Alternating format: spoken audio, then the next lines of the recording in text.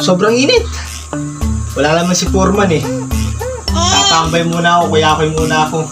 Wala naman si Foreman. Mamaya-maya lang mag-alagari.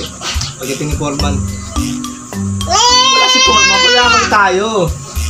Napapagod sa sarili natin. Bayag naman tayo. Yan ang gusto ko sa trabahador ko. Masipag. O, tapusin mo ha. Tapusin yung pinag-ginagawa mo dyan ha. Mamaya, makakabalik ka sa akin. No. Por! Ngayon ka lang dumating para. Anong oras na para? Traffic ba? Por, pabali ako mamaya para. 1,000 ha. Sige, Por. Tapusin ka na ito, Por. Sige, Por. Kain ka muna, Por. Patapos na ito. Tapos na ito, Por. Ginagawa mo sa akin. Sige, Por. Hindi ako gagawa.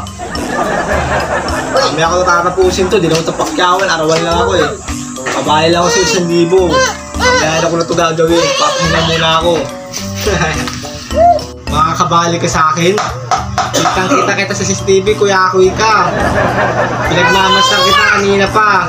Upo-upo ka dyan. Maayos sa trabaho niya tapos hindi mo ayusin. Mahirap magtrabaho ngayon.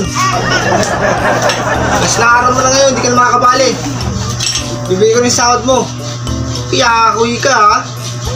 Kailan pala ginagawa niyo kung wala yung forma niyo? Papasensya na, Por.